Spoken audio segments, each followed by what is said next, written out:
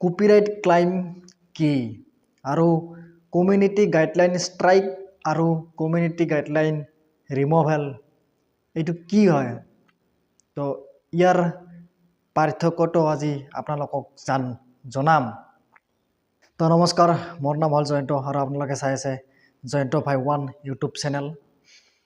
তো আজিৰ এই ভিডিঅ'টোত আলোচনা কৰিবলৈ গৈ আছোঁ কমিউনিটি গাইডলাইন ষ্ট্ৰাইক আৰু কমিউনিটি গাইডলাইন ৰিমুভেল এই দুটাৰ মাজতনো পাৰ্থক্য কি চাওক কমিউনিটি গাইডলাইন ষ্ট্ৰাইকটো হ'ল এইটো আপুনি একেবাৰে নিয়মৰ বাহিৰ কৰি দিছে আপুনি ইউটিউবৰ নিয়মটো ভংগ কৰি দিছে তাৰ পিছত আপোনাৰ তাত এটা ষ্ট্ৰাইক দিব মানে সেই ষ্ট্ৰাইকটো আপোনাৰ ইউটিউবত লাগিয়ে থাকিব আৰু যদি 3 মাহৰ ভিতৰত যদি 3টা ষ্ট্ৰাইক একেলগে লাগে তেতিয়াহ'লে আপোনাৰ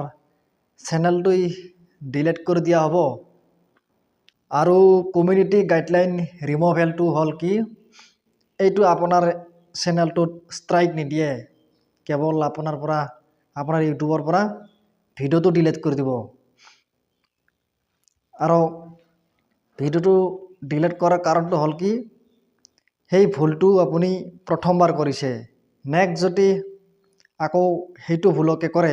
তেতিয়াহ'লে ডাইৰেক্ট ষ্ট্ৰাইক দি দিব তো যদি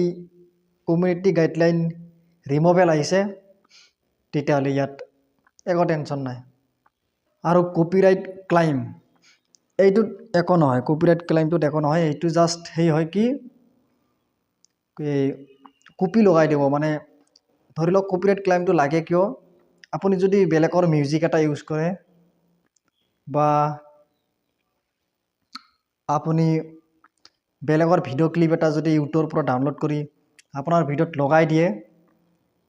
তেতিয়াহ'লে সেইটো কপিৰাইট ক্লাইম অহা চান্সটো বহুত আছে কপিৰাইট ক্লাইমত একো নহয় আপোনাৰ চেনেলত একো ফৰক নপৰে কিন্তু কপিৰাইট ক্লাইম লাগি যাব আৰু যদি ইউটিউব মনিটাইজ হয় তেতিয়া আৰ্নিংখিনি আপুনি নাপাব কপিৰাইট ক্লেইমটো সেইটো বাকি বেলেগ একো নহয় কপিৰাইট ক্লেইমটো তো যদি আৰু কিবা এনেকুৱা জানিব বিচাৰে তেতিয়াহ'লে কমেণ্ট কৰক মই নেক্সট ভিডিঅ'ত আপোনালোকক জনাই দিম তো আজিৰ ভিডিঅ'টো যদি আপোনাৰ কাৰণে অলপ হ'লেও ভাল হৈছে যদি আপোনাৰ কামত আহিছে লাভ হৈছে তেতিয়াহ'লে লাইকটো কৰি দিব আৰু কমেণ্টটো কৰিবই আৰু চেনেলটো সাবস্ক্ৰাইব কৰিবই একদম নাপাহৰিব থ্যাংক ইউ